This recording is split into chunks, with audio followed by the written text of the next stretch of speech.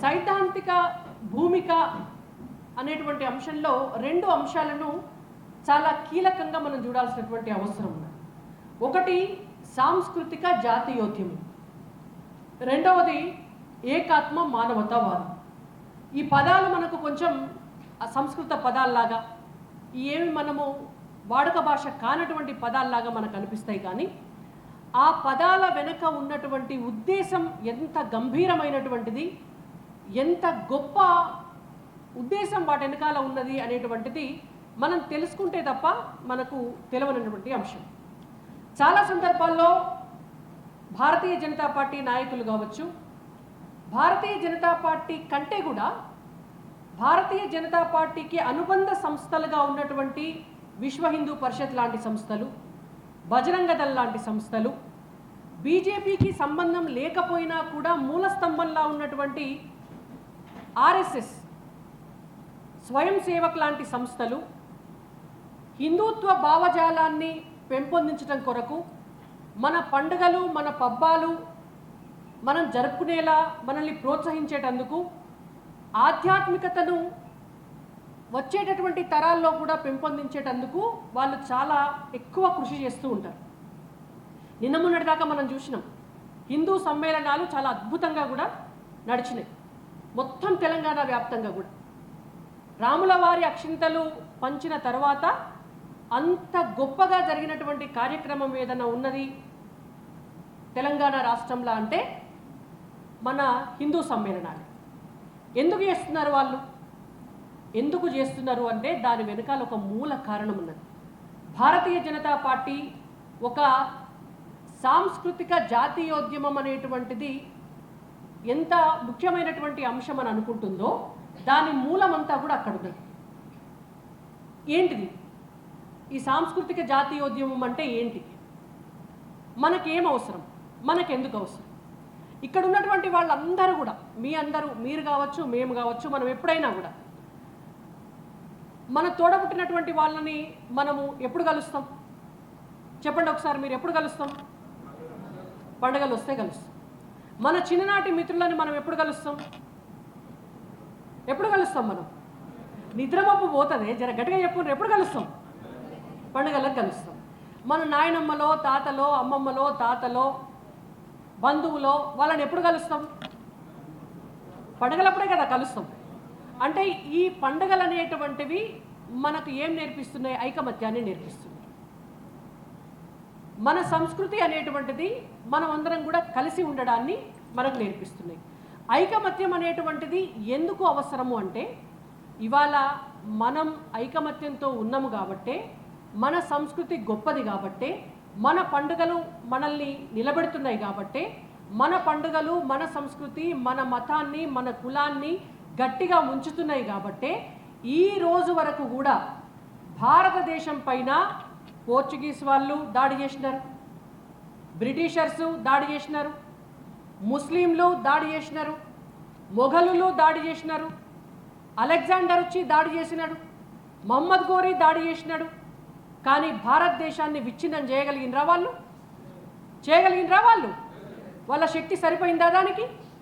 ఎందుకు చేయలేకపోయినరు అంటే అది వాళ్ళ హిందూ ధర్మం, హిందూ మతం యొక్క గొప్పతనం కాబట్టికనే ఎవ్వరు ఎన్ని సంవత్సరాలు వచ్చి భారతదేశాన్ని దాడి చేసినా, భారతదేశ సంపదను కొల్లగొట్టినా, భారతదేశ చరిత్రను విధ్వంసం చేయాలని చూసినా వాళ్లకు సాధ్యం కాలేదు అంటే కేవలం అది హిందూ మతానికి ఉన్నటువంటి మూలాల యొక్క గొప్పదనం మాత్రమే. ఇవాళ హిందూ మతం అనేటువంటిది మనము తక్కువ చేసి మాట్లాడుకోవాల్సినటువంటి అవసరం లేదు. క్రిస్టియన్ అని చెప్పుకుంటున్నాడు కదా, బాజాప్తా చెప్పుకుంటున్నాడా? చెప్పుకోవట్లేదా? బాజాప్తా చెప్పుకుంటున్నారు కదా.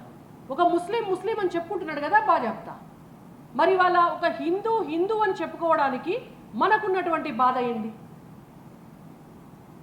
మనం ఎందుకు వెనకడుగు వేయాలి హిందూ అని చెప్పుకోవడానికి? ఇవాళ భారతదేశంలో దాదాపుగా 80% ఉన్నటువంటి హిందువులు, మెజారిటీ ఉన్నటువంటి హిందువులు, ఇది మా హిందూ దేశం అని చెప్పుకోవడానికి మనము ఆలోచించవలసినటువంటి అవసరం లేదు. భారతీయ జనతా పార్టీ ఏదైతే సిద్ధాంతాన్ని అవలంబిస్తుందో దాంట్లో చాలా చక్కగా ఒక పాయింట్ నేను చదివిన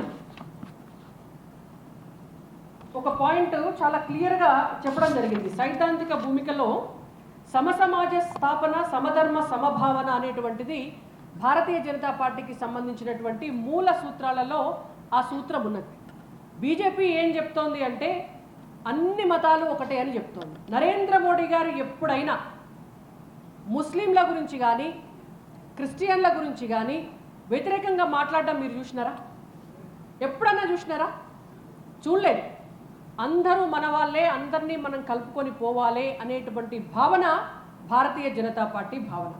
మరి అలా అదే కాంగ్రెస్ పార్టీ, అదే కమ్యూనిస్టు పార్టీలు, ఈ పార్టీలు సెక్యులర్ అనేటువంటి మాటను చెప్పుకొని ఏనాడైనా హిందువులను, ముస్లింలను, క్రిస్టియన్లను సమానంగా చూసినారా? ఈ పార్టీలు ఏనాడన్నా చూసినారా?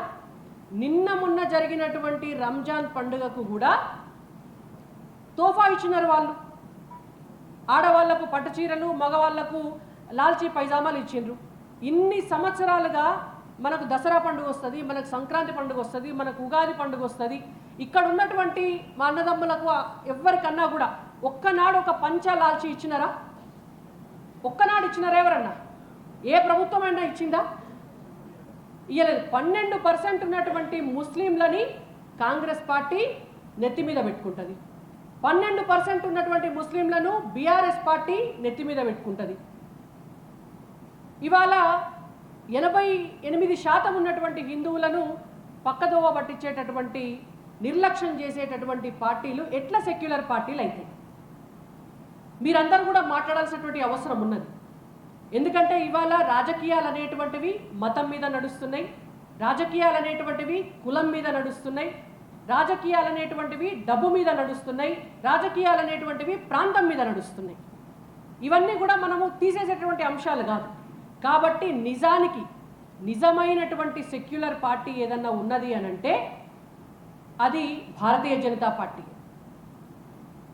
మనం భారతదేశానికి, అఖండ భారతదేశానికి మూల సూత్రమైనటువంటి హైందవ సిద్ధాంతాన్ని కాపాడుకుంటూనే, ఇది హైందవ దేశం అనేటువంటి ఈ సిద్ధాంతాన్ని నమ్ముతూనే, ఇవాళ హిందుత్వాన్ని కాపాడుకుంటూనే, ఇక్కడే పుట్టి ఇక్కడే పెరిగినటువంటి క్రైస్తవులు కావచ్చు, ఈ దేశంలోనే తరతరాలుగా ఉన్నటువంటి ముస్లింలు కూడా మన భారతీయులే అనేటువంటి భావనతో మెలిగేటటువంటి పార్టీ భారతీయ జనతా పార్టీ. అదే సిద్ధాంతాన్ని కొనసాగించాల్సినటువంటి బాధ్యత మన మీద ఉంటుంది.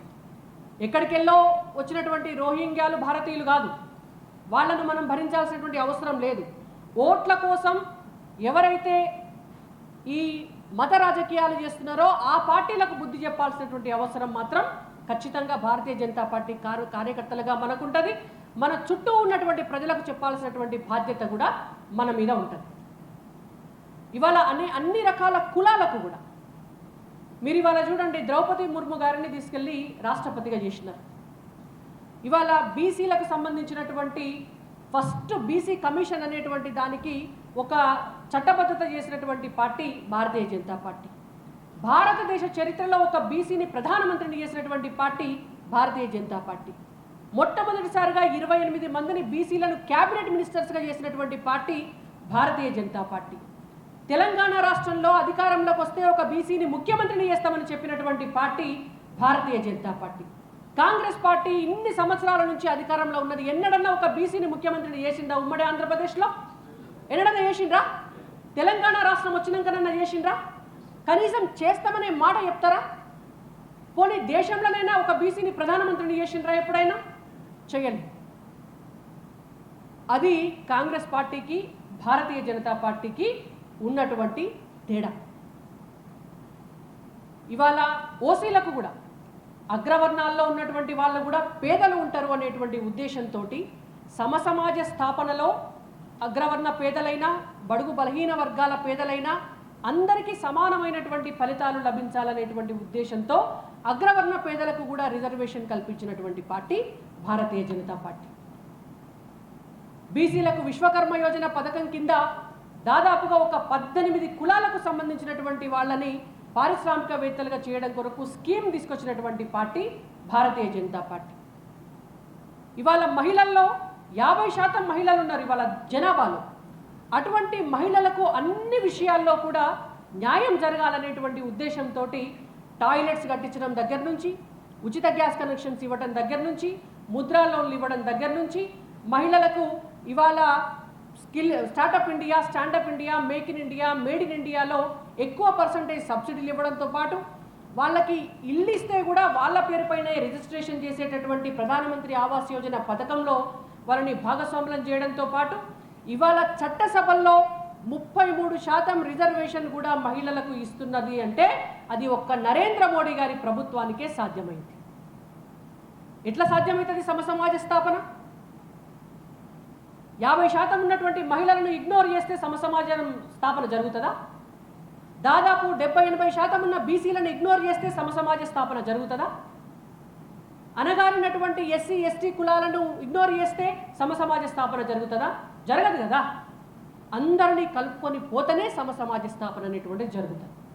కాబట్టి భారతీయ జనతా పార్టీ పుట్టిన నాటి నుంచి కూడా ఆనాడు ఎప్పుడైతే జనసంఘ్లో భారతీయ జనతా పార్టీకి సైద్ధాంతిక రూపకల్పన జరిగిందో ఆనాడే పండిట్ దీన్ దయాళ్ ఉపాధ్యాయ గారు అంత్యోదయతో పాటు ఏకాత్మ మానవతావాదం అనేటువంటి సిద్ధాంతానికి కూడా రూపకల్పన చేసినారు. ఈ సైద్ధాంతిక భూమికలో 2 అంశాలు ఉన్నాయి. అది ఒకటి సాంస్కృతిక జాతీయోద్యమం అయితే రెండవది ఏకాత్మ మానవతావాదం. ఇంకా సాంస్కృతిక జాతీయోద్యమంలో మనం ఇంకా కొన్ని అంశాలు మాట్లాడుకోవాల్సినటువంటి అంశాలు ఉన్నాయి. కేవలం పండుగల గురించి మాత్రమే మనం ఇంతసేపు మాట్లాడినాం. కానీ మనం గుర్తుపెట్టుకోవాల్సినటువంటి అంశాలు, మన చిన్ననాడు మనం బడికి పోయేటప్పుడైనా, మనం చిన్ననాడు మనం పండుగలు చేసుకునేటప్పుడైనా, మన చిన్ననాడు మనం గ్రామాలకు పోయినప్పుడైనా ఆనాడు ఉన్నటువంటి కల్చర్ ఏదైతే ఉన్నదో అది ఇవాళ లేదు.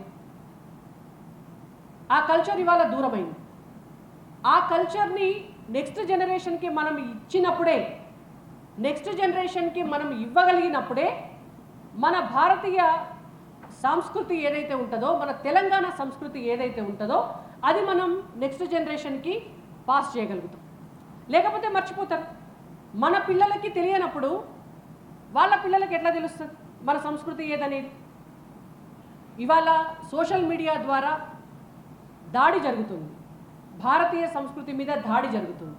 నేను ఇందాకనే చెప్పినాను, మొఘలులు దాడి చేసినా, ముస్లిమ్స్ దాడి చేసినా, బ్రిటిషర్స్ దాడి చేసినా, ఎవరు దాడి చేసినా కూడా భారతీయ సంస్కృతి విధ్వంసం కాలేదు అంటే మనకున్నటువంటి మూలాలు గట్టివి కాబట్టి. మరి ఆ మూలాలను కాపాడుకోవాల్సినటువంటి బాధ్యత కార్యకర్తలుగా మన పైన కూడా ఉంటుంది. ఆ మూలాలే రేపటి పార్టీ పురోగతికి కూడా ఇవాళ ఉపయోగపడతాయి. భారతీయ జనతా పార్టీ అధికారంలోకి వస్తే కేవలం పదవుల కోసము, ఎమ్మెల్యే సీట్ల కోసము, ఎంపీ సీట్ల కోసం కాదు. భారతీయ జనతా పార్టీ అధికారంలోకి వస్తే ఈ అఖండ భారతావని ఏదైతే ఉందో ఆ అఖండ భారతావనిని అట్లనే ఆధ్యాత్మిక దేశంగా, హిందూ దేశంగా నిలబెట్టాలనేటువంటి ఒక ఉద్దేశంతో ఆనాడు పండిట్ దీన్ దయాళ్ ఉపాధ్యాయ గారు ఈ సిద్ధాంతాన్ని రూపొందించడం జరిగింది. స్వామి వివేకానంద అమెరికాకు వెళ్ళి ఇచ్చినటువంటి ప్రసంగాలలో ఒక మాట చెప్పినారు, భారతదేశం అమరమైనది, భారతదేశం అమరమైనది, భారతదేశానికి చావు లేదు. ఎందుకు లేదు అంటే భారతదేశం ఆత్మ లాంటిది. ఆ ఆత్మనే హిందుత్వం అనేటువంటి ఆత్మ భారతదేశానికి ఉంటుంది. భారతదేశం యొక్క లక్ష్యం కూడా, భారతదేశం యొక్క లక్ష్యం ఈ ప్రపంచానికి ఆధ్యాత్మికతను నేర్పించటము. అది ఎన్ని తరాలైనా, ఎన్ని యుగాలైనా ప్రపంచానికి ఆధ్యాత్మికతను నేర్పించటము అంటే అది కేవలం భారతదేశానికి మాత్రమే సాధ్యమవుతుంది. ఎన్ని వందల వేల సంవత్సరాల తర్వాత అయినా కూడా. అంటే భారతదేశానికి ఉన్నటువంటి మూలం అంత గొప్పది అనేటువంటిది దాని అర్థం. స్వామి వివేకానంద ఆనాడే చెప్పినారు. ఇవాళ మన పెద్దలు కూడా మనం చదువుకుంటే హిస్టరీలో అనేకమైనటువంటి అంశాలు మనకు తెలుస్తాయి. కాబట్టి మనము ఈ అంశాలన్నింటినీ కూడా గుర్తుపెట్టుకోవాలి. ఇంకొకటి, దీంట్లో సాంస్కృతిక జాతీయవాదంలో ఇంకొక ముఖ్యమైనటువంటి అంశం సైద్ధాంతిక భూమికలో ఉన్నటువంటిది nation first, party next, self last. ఇది మనం జనరల్గా వింటూ ఉంటాం. దేశమే మొదటిది పార్టీ, రెండవది మన వ్యక్తిగతం అనేటువంటిది మూడవది. కాబట్టి పార్టీ దేశం కొరకు ఒక పని చెప్పినప్పుడు మనం చేసేయాలి. అక్కడ మన వ్యక్తిగత అంశాలకు సంబంధం లేదు, పార్టీలో ఉన్న అంశాలకు కూడా సంబంధం లేదు. దేశం కోసం తర్వాత పార్టీ కొరకు ఏదైనా మనకు బాధ్యత అప్పచెప్పినప్పుడు తప్పకుండా చేయాల్సింది. ఆ రెండింటి తర్వాతనే మన వ్యక్తిగతమైనటువంటి ఇంట్రెస్ట్, మనకు టికెట్ వస్తుందా రాదా, మనకు పోస్ట్ వస్తుందా రాదా, లేతే మనము ఇంకెన్ని సంవత్సరాలు ఇట్లనే పనిచేయాలి, మనం ఎక్కడ పనిచేయాలి, ఇవన్నీ కూడా మూడవ ప్రాధాన్యత. మొదటి ప్రాధాన్యత దేశం కోసం నీకో బాధ్యత అప్పచెప్తే డెఫినెట్గా పోవాలి. దేశ సరిహద్దుల్లో నిలబడి మన కోసం వాళ్ళ జీవితాలను త్యాగం చేసే వాళ్ళకంటే అయితే మనమైతే గొప్పోళ్ళం కాదు, వాళ్ళకంటే అయితే మనం కష్టజీవులం అయితే కాదు.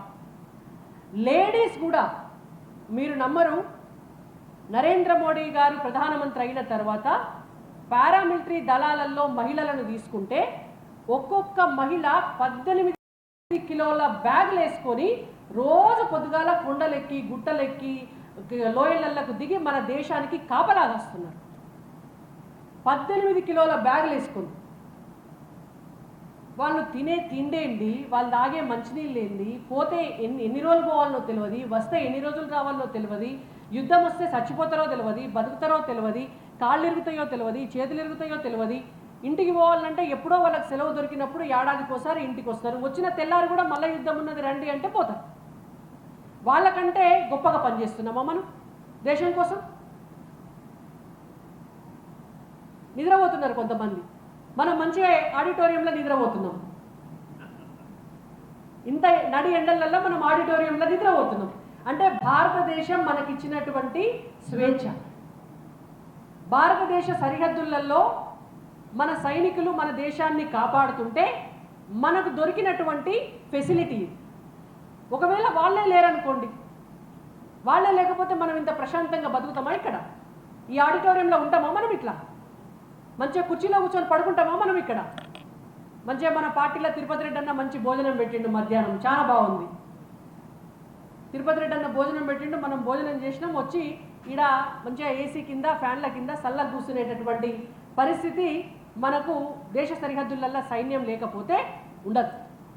కాబట్టి వాళ్ళకంటే గొప్ప మనం కాదు. కాబట్టి దేశం కోసం పనిచేయాల్సినటువంటి అవసరం దొరుకుతాయి, ఆ అవకాశం దొరుకుతాయి. మనమే ఒక సైనికుల్లాగా దేశం కోసం పనిచేయాలి అనేటువంటి భావన భారతీయ జనతా పార్టీ. రెండవది పార్టీ కోసం చాలామంది మస్తు మంది కార్యకర్తలు నాయకులను నేను చూస్తుంటా, పని చేస్తారు. పాపం 40 ఏళ్ళు చేస్తారు, 30 ఏళ్ళు చేస్తారు, 20 ఏళ్ళు చేస్తారు, పైసలు పెడతారు, వాళ్ళ సమయం పెడతారు, కష్టపడతారు, ఓటు బ్యాంకును తయారు చేస్తారు, తిరుగుతారు. కానీ దురదృష్టవశాత్తు ఏం జరుగుతుంది అని అంటే కొన్నిసార్లు పొత్తుల వల్ల, కొన్నిసార్లు అడ్జస్ట్మెంట్స్ వల్ల, కొన్నిసార్లు కుల సమీకరణాల వల్ల టికెట్లు పోతాయి. చాలామంది మిస్ అవుతారు. అట్లా కొంతమంది ఏమీ చేయకుండా వాళ్ళకి అవకాశాలు కలిసి వస్తాయి. అట్లా అని మనం పార్టీని వదిలిపెట్టుకోలేము కదా. కొన్నిసార్లు మన ఊరు తెలియదు, వాడ తెలియదు, మనం ఎక్కడికో పోయి ఏదో పని చేయాల్సి వస్తుంది. బట్ పార్టీయే ప్రథమం అనుకున్నప్పుడు, పార్టీ మనల్ని నమ్మి ఒక బాధ్యత మనకు అప్పచెప్పినప్పుడు తప్పకుండా ఆ బాధ్యత నెరవేర్చాల్సినటువంటి అవసరం ఒక కార్యకర్తగా మన మీద ఉంటుంది. భారతీయ జనతా పార్టీ సిద్ధాంతాల్లో ఉన్నటువంటి రెండవ అంశం అది. చాలామందికి అనిపించవచ్చు చెప్పడానికి ముచ్చట్లు బాగుంటాయి కానీ చేస్తే తెలుస్తుంది అని. సిరిసిల్లకు పంపిస్తే నేను కూడా పోయినా పోలేదా? పోయినా కదా. అదేమన్నా నా ఊరా, మా అమ్మగారు ఊరా, మా అత్తగారు ఊరా, లేకపోతే మా నాయనమ్మల ఊరా, మా అమ్మమ్మ వాళ్ళ ఊరా, నాకేమైనా పాలోళ్ళు ఉన్నారా, పంపోళ్ళు ఉన్నారా, చుట్టాలు ఉన్నారా, చదువుకున్న దోస్తులు ఉన్నారా? ఇవ్వలేదు. నేను పోతే అక్కడ సిరిసిల్ల కార్యకర్తలు కూడా నన్ను యాక్సెప్ట్ చేసిండ్రు, రిసీవ్ చేసుకున్నారు. మరి వాళ్ళెందుకు రిసీవ్ చేసుకోవాలి? వాళ్ళెందుకు రిసీవ్ చేసుకోవాలి? ఈమె ఏ ఊరామెనో మా ఊరికి వచ్చి ఈమె ఎందుకు పోటీ చేయాలని అనుకోవాలి కదా. మరి వాళ్ళు కూడా అనుకోలేదు. ఎందుకు అనుకోలేదు అంటే nation first, party next, self last. కాబట్టి పార్టీ ఒక నిర్ణయం అనేది తీసుకున్నప్పుడు డెఫినెట్గా మనకు ఒక బాధ్యత అప్పచెప్తే ఖచ్చితంగా పోవాలి. మనం చేయాలి.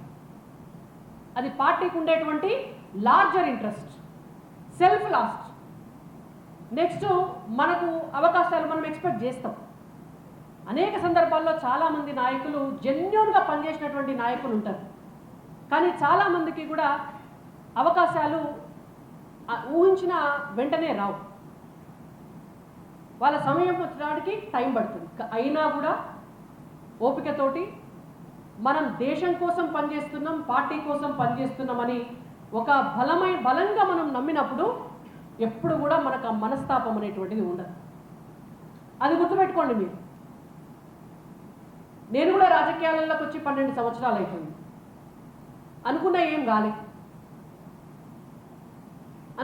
కాలే. ఇందాక పొద్దున వచ్చినటువంటి ఇద్దరు వక్తలు కూడా, ఈటల రాజేందర్ గారు వచ్చినారు, రఘునందన్ రావు గారు వచ్చినారు. వాళ్ళు అనుకున్నవి కూడా ఏం కాలే కదా. ఈ భారతీయ జనతా పార్టీలో ఉన్నటువంటి కార్యకర్తలు అందరూ అనుకున్నారు తెలంగాణలో అధికారంలోకి రావాలని. అనుకున్నవి ఏం కానంత మాత్రాన మనకేం నష్టం జరగలేదు. మరింత ఉత్సాహంతో, మరింత ఉత్తేజంతో, మరింత శ్రద్ధ పెట్టి, మరింత శక్తితోటి పార్టీ కార్యకర్తల్లాగా నిజాయితీగా మనం పనిచేస్తే డెఫినెట్గా రేపటి నాడు తెలంగాణ రాష్ట్రంలో భారతీయ జనతా పార్టీ అధికారంలోకి వచ్చినాడు ఆ ఫలితాలు అనేటువంటివి అందరికీ దొరుకుతాయి. కాళ్ళ ఎగరేసుకొని ఇట్లా ఈ కాళ్ళ ఎగరేసుకొని ఒక్కలే ఉండి జెండా కట్టిన నాటి నుంచి ఇవాళ గోల్కొండ కోట మీద మేము జెండా ఎగరేస్తున్నాం అని దమ్ము చూపించి చెప్పుకునేటువంటి రోజు కూడా డెఫినెట్గా వస్తుంది. వరంగల్ కార్పొరేషన్ ఎన్నికల్లో కూడా రేపొద్దున మేయర్గా గెలిచి ఇక్కడ కూడా జెండా ఎగిరేసేటటువంటి పరిస్థితి వస్తుంది. కాబట్టి మీరంతా కూడా చాలా ఉత్సాహంగా పనిచేయాలి. పార్టీ సిద్ధాంతాల్ని ఇంకా ఎక్కువ అన్వయించుకోవాలి. ఇందాక లంచ్ బ్రేక్లో మీడియా మిత్రులు నాకు ఆ విషయం కూడా చెప్పినారు. పోయినసారి 10 గెలిచినాం, 2 పోతే మళ్ళీ 2 వచ్చిండ్రు. 10కి 10 అయితే మీ నెంబర్ అట్లనే ఉన్నది. 66 సీట్లల్లో మీరు కనుక నిజాయితీగా పనిచేసేటటువంటి కార్యకర్తలను నిలబెడితే, state party central party focus చేస్తే డెఫినెట్గా వరంగల్లో mayor seat Bharatiya Janata Party gun షాట్గా కొడుతుంది అనేటువంటిది వాళ్ళు నాకు ఇచ్చినటువంటి ఫీడ్బ్యాక్. అంత మంచి కార్యకర్తలు ఉన్నారు ఇక్కడ, వాళ్ళే చెప్తున్నారు. మంచి కార్యకర్తలు ఉన్నారని చెప్తున్నారు. కాబట్టి వాళ్ళందరి గెలుపు కొరకు మనమందరం కూడా పనిచేయాల్సినటువంటి బాధ్యత ఉన్నది. ఇంకొక అంశం, సైద్ధాంతిక భూమికలో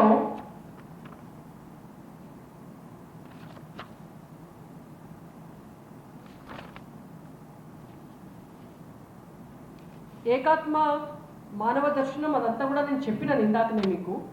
వాళ్ళ సబ్కా సాత్, సబ్కా వికాస్, సబ్కా విశ్వాస్, అందరితో కలుపుకొని, అందరినీ వెంట తీసుకొని, అందరి అభివృద్ధి కోసం పనిచేయటమే భారతీయ జనతా పార్టీ లక్ష్యం. దాని కొరకు ఉత్త మాటలు చెప్పడం అందరికీ వస్తుంది. నేనే ఎందుకు, నాకంటే అద్భుతంగా మీరందరూ కూడా చెప్తారు.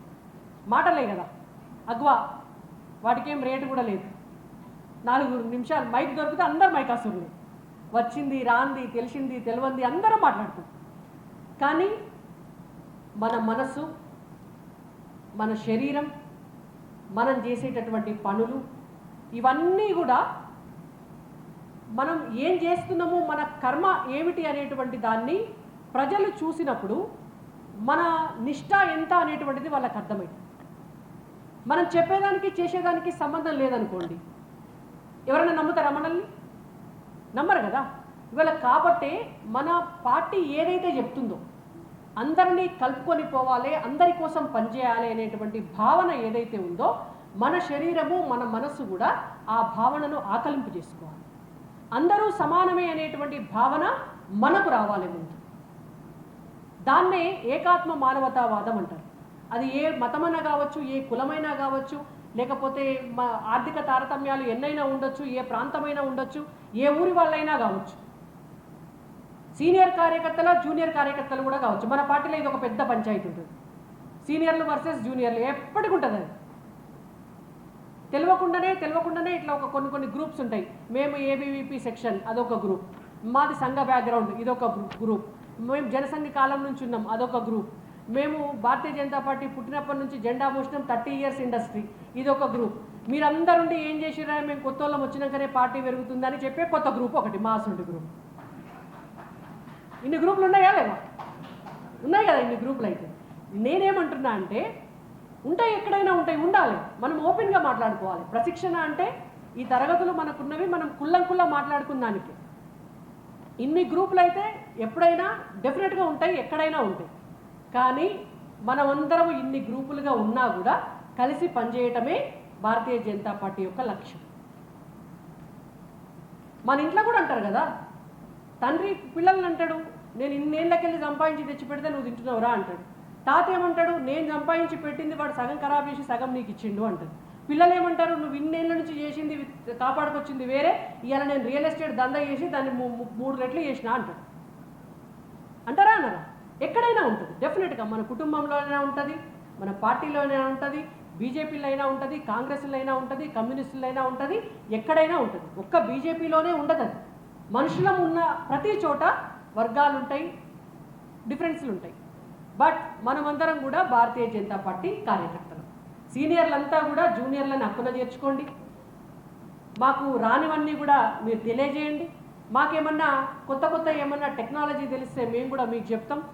కాబట్టి అందరం కలిసి ఒక వసుదైక కుటుంబం లెక్క పనిచేస్తే మనం ఇక్కడ వరంగల్లో మేయర్ గెలుస్తాం, వరంగల్లో ఉన్న 3 శాసనసభ స్థానాలు గెలుస్తాం.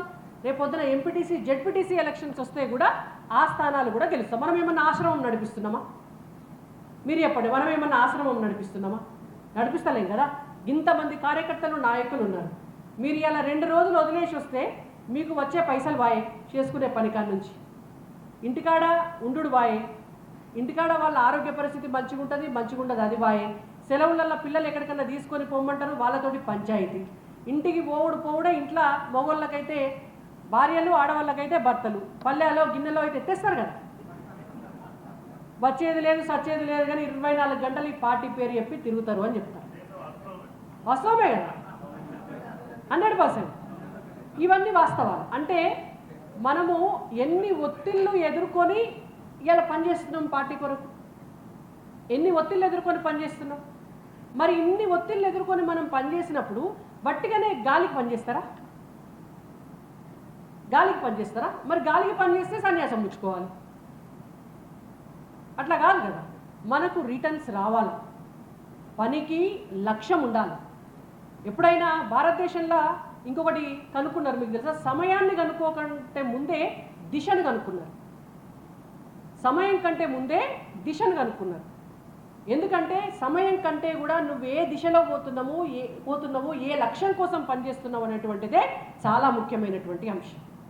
కాబట్టి మీలో ఉన్నటువంటి వాళ్ళందరూ కూడా మండల స్థాయి ఆ పై వాళ్ళే. కాబట్టి మీరు సర్పంచులుగా గెలవాలి, మీరు ఎంపీటీసీలుగా గెలవాలి, మీరు జెడ్పీటీసీలుగా గెలవాలి, మీరు కౌన్సిలర్గా గెలవాలి, మీరు కార్పొరేటర్గా గెలవాలి, మీరు మేయర్లుగా గెలవాలి, మీలో ఎమ్మెల్యేలు కావాలి, ఎంపీలు కావాలి, అవసరమైతే ఇక్కడికి వెళ్ళి ముఖ్యమంత్రులు, ప్రధానమంత్రులు కూడా అవ్వచ్చు.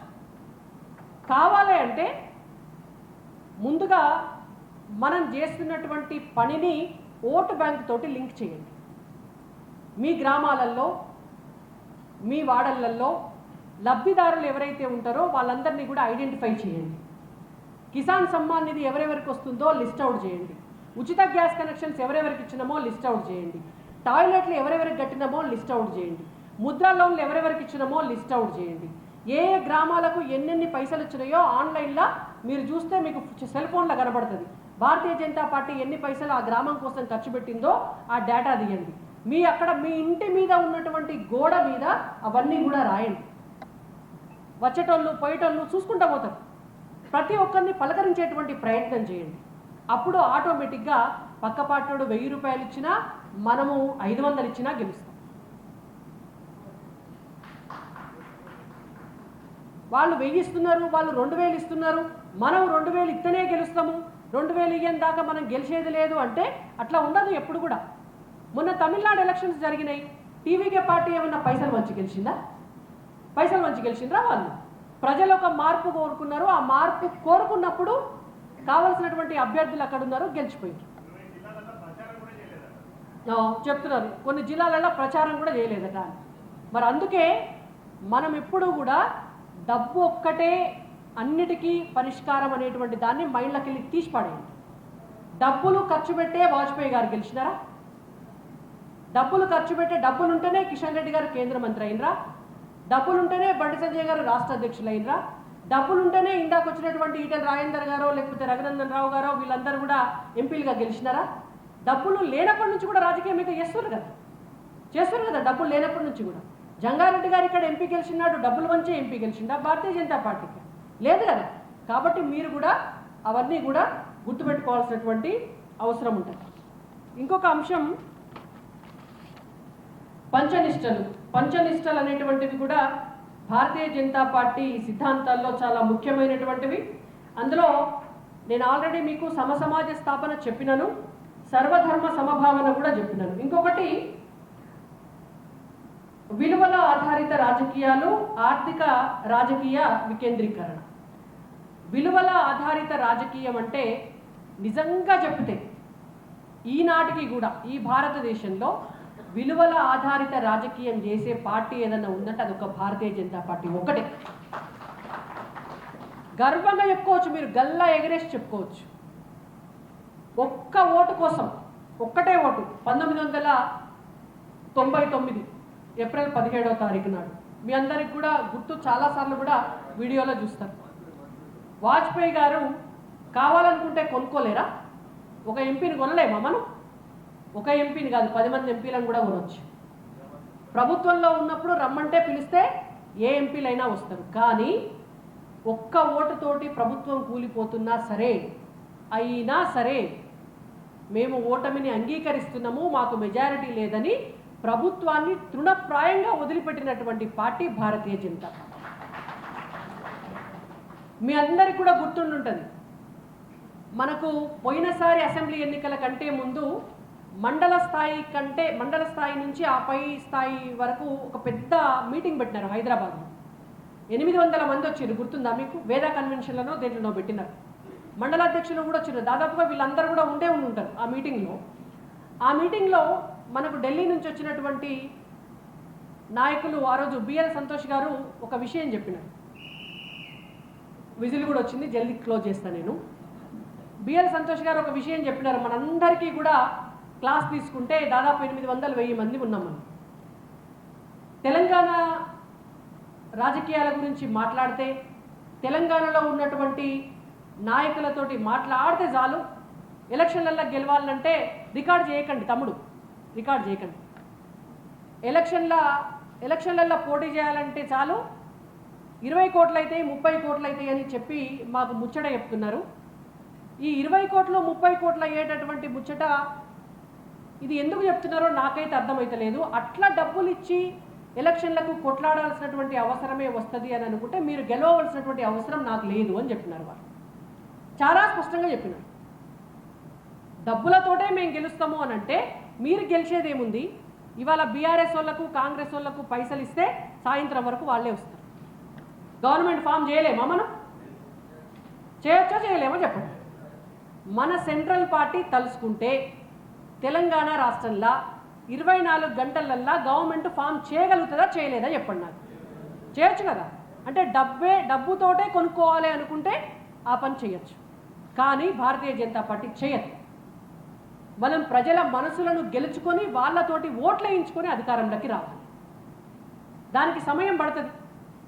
దక్షిణ భారతదేశం కాబట్టి దక్షిణ భారతదేశంలో ఉండేటువంటి ప్రజలకు ఉండేటువంటి మనోభావాలు వేరు కాబట్టి ఇవాళ కర్ణాటక కావచ్చు, తమిళనాడు కావచ్చు, కేరళ కావచ్చు, తెలంగాణ కావచ్చు, ఆంధ్రప్రదేశ్ కావచ్చు, పుదుచ్చేరి కావచ్చు, ఈ రాష్ట్రాలలో ఒక్కొక్క రాష్ట్రంలో ప్రజల అభిప్రాయాలు భిన్నంగా ఉంటాయి, ఒక్కొక్క రకంగా ఉంటాయి. ఇవాళ తెలంగాణ రాష్ట్రము ఇన్ని సంవత్సరాలు ఆంధ్రోళ్ళ వలస పాలనలో ఇబ్బంది పడి కొత్తగా ఏర్పడ్డటువంటి రాష్ట్రం. మనకు కూడా కొన్ని భయాలు ఉంటాయి. ఇక్కడ ప్రాంతీయవాదానికి కొంత ఇంపార్టెన్స్ ఉంటుంది. ఒక కొత్త జాతీయ పార్టీకి ఓటేయాలి అంటే డెఫినెట్గా జనం ఆలోచన చేస్తారు. ఇక్కడ కూడా నాయకత్వం ఇంకా ఎదగాల్సినటువంటి అవసరం ఉంటుంది. కానీ కార్యకర్తలుగా మనం గనుక ముందు కురుకుతే మనకు ఓటేసినటువంటి చరిత్ర జంగారెడ్డి గారి గెలుపుతోటే వరంగల్ ప్రజలు ఎప్పుడో సూచించినారు, ఎప్పుడో చెప్పినారు మేము కమలం పార్టీకి ఓటేయడానికి సిద్ధమని. భారతదేశంలో ఒక గుజరాత్కి ఒక ఎంపీని ఇస్తే మన తెలంగాణ ప్రాంతానికి ఒక ఎంపీని ఇచ్చినాడే తెలంగాణ ప్రజలు చెప్పినారు. దాన్ని ఎంత పాజిటివ్గా తీసుకొని మనం ముందుకు పోతాం అనేటువంటిది అది మన మీద ఆధారపడి ఉన్నటువంటి అంశం. ఇంకొకటి ప్రజాస్వామ్యం. ప్రజాస్వామ్య పరిరక్షణ అనేటువంటిది అది భారతీయ జనతా పార్టీ బ్లడ్లోనే ఉన్నది. ఓ కాంగ్రెస్ పార్టీకో, బీఆర్ఎస్ పార్టీకో, కమ్యూనిస్టు పార్టీలకో, లేకపోతే ముస్లిం మత ఛాందసవాద పార్టీలకో ప్రజాస్వామ్య పరిరక్షణ సాధ్యం కాదు. ఎందుకంటే ప్రజాస్వామ్యంలో చెప్పినటువంటి అంశం ఒకటే, ఏ మనిషికైనా సమానమైనటువంటి హక్కు ఉంటుంది. ఏ మనిషి వేసిన ఓటుకి అదే విలువ ఉంటుంది. ఏ కులంలో పుట్టినా, ఏ మతంలో పుట్టినా, ఎంత కింది స్థాయి నుంచి వచ్చినా, లేకపోతే ఎంత పెద్ద కోటీశ్వరుడైనా అందరూ సమానం. కాబట్టే ఇవాళ ఆ ప్రజాస్వామ్యాన్ని భారతీయ జనతా పార్టీ నమ్ముతుంది. కాబట్టికనే ఒక ఛాయ్ అమ్ముకునేటువంటి వ్యక్తి కూడా దేశ ప్రధాని అయింది. కాంగ్రెస్ పార్టీలో సాధ్యమవుతుందా? ఈ రోజు వరకు కూడా గాంధీ కుటుంబాన్ని కాదని కాంగ్రెస్ పార్టీని రూల్ చేసేటటువంటి ఒక నాయకుడికి అవకాశం దక్కలేదు అంటే అది ప్రజాస్వామ్యానికి ఎంత విరుద్ధమైనటువంటి పార్టీ కాంగ్రెస్ పార్టీ. మీరు ఆలోచన చేయండి. పివి నరసింహారావు గారు తెలంగాణ బిడ్డ, ఆనాడు దేశ ప్రధానిగా అయ్యే అవకాశం వారికి వస్తే వారు గాంధీ కుటుంబాన్ని విస్మరించి కొన్ని నిర్ణయాలు తీసుకొని ఆర్థిక సంస్కరణలు చేసి దేశాన్ని అభివృద్ధి పదంలో తీసుకుపోయిందన్న ఒకే ఒక్క అక్కసుతోటి వారి దహన సంస్కారాలు కూడా ఢిల్లీలో చేయనీయలేదు. వారి పార్థివ దేహాన్ని 10 జనపదుల పెట్టనీయలే కాంగ్రెస్ పార్టీ. దేశానికి మాజీ ప్రధాని వారు, భారతదేశానికి ఆర్థిక సంస్కరణలు తీసుకొచ్చినటువంటి ప్రధాని.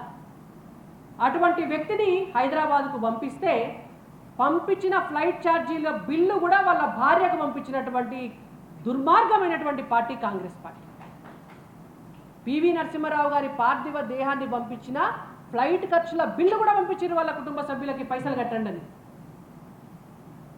ఇక ప్రజాస్వామ్యం గురించి, విలువల గురించి కాంగ్రెస్ పార్టీ వాళ్ళు మాట్లాడతారు. కమ్యూనిస్టు పార్టీలల్లో అగ్రనాయకత్వం చూడండి, అగ్ర కులాలకి సంబంధించినటువంటి వాళ్ళు కాకుండా కమ్యూనిస్టు పార్టీలలో అగ్రనాయకత్వం వేరే కులాలకు సంబంధించి ఉన్నదా ఈ రోజు వరకు? తెల్లారి లేస్తే భూమి కోసం, భుక్తి కోసం, కార్మికుల కోసం, కర్షకుల కోసం, అనగారిన వర్గాల కోసం అని చెప్పి తిరుగుతారు కదా కమ్యూనిస్టులు ఊళ్ళల్లో. వాళ్ళని అడగండి, ఎప్పుడన్నా వాళ్ళ అగ్రనాయకత్వము అగ్ర కులాలకు సంబంధించి కాకుండా ఈ కార్మికుల నుంచో, ఈ కర్షకుల నుంచో, ఈ రైతుల దగ్గర నుంచో, బడుగు బలహీన వర్గాల దగ్గర నుంచో ఒక నాయకుడిని సెలెక్ట్ చేసుకొని వాళ్ళ అగ్రనాయకులుగా ఎందుకు చేయలే కమ్యూనిస్టు పార్టీ? చెయ్యరు. ఎందుకు చేయరు అంటే ఆ ప్రజాస్వామ్య ఫలితాలను వాళ్ళు ఎవరికి పంచరు.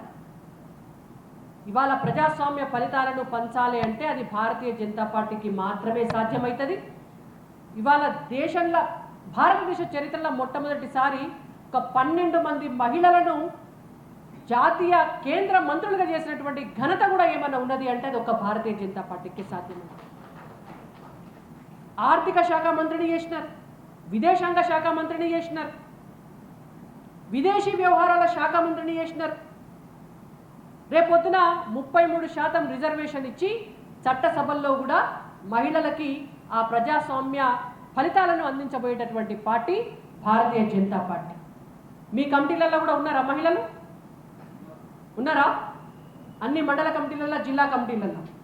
కాబట్టి అది మన పార్టీ సిస్టమ్ కాబట్టి డెఫినెట్గా దాన్ని మీరు కూడా ఇంప్లిమెంట్ చేయవలసినటువంటి అవసరం ఉంటుంది. ఇది ఒక సైద్ధాంతిక భూమిక, ఏకాత్మ మానవ దర్శనం అనేటువంటిది ఒక సబ్జెక్ట్. ఓవరాల్గా దీని ఉద్దేశం ఏంటంటే ఒకటే ఉద్దేశం, మనస వాచ కర్మణ. మనం భారతీయ జనతా పార్టీ కార్యకర్తలం. మనం దేశం కోసం పనిచేయాలా, మన పార్టీ కొరకు పనిచేయాలా, తర్వాతనే మనమేమిటి అనేటువంటిది ఆలోచన చేసుకోవాలి. పార్టీకి సంబంధించినటువంటి ప్రతి కేంద్ర ప్రభుత్వ పథకాలను ప్రజల్లోకి తీసుకెళ్ళాలి. తద్వారా ఓటు బ్యాంకును తయారు చేసుకొని మనమందరం కూడా ప్రజాప్రతినిధులుగా గెలిస్తే ఆటోమేటిక్గా తెలంగాణ రాష్ట్రంలో భారతీయ జనతా పార్టీ అధికారంలోకి వస్తుంది. ఈ వరంగల్లో మేయర్ పీఠాన్ని అధిరోహిస్తాం. వరంగల్లో ఉన్నటువంటి 3 శాసనసభ స్థానాలను కూడా గెలుచుకుంటాం. కాబట్టి ఆ దిశగా పార్టీ సిద్ధాంతాన్ని ప్రాక్టికల్గా దాని కొరకు మనం ఉపయోగించుకోవాలని తెలియజేయడం కొరకే ఈ కాలాంశం ఇవాళ ఇక్కడ నేను తీసుకోవడం జరిగింది. కాబట్టి ఓపిక్గా లంచ్ తర్వాత నిద్రపోకుండా విన్న మీ అందరికీ ప్రత్యేకమైనటువంటి ధన్యవాదాలతోటి భారత్ మాతాకి జై శ్రీరామ్.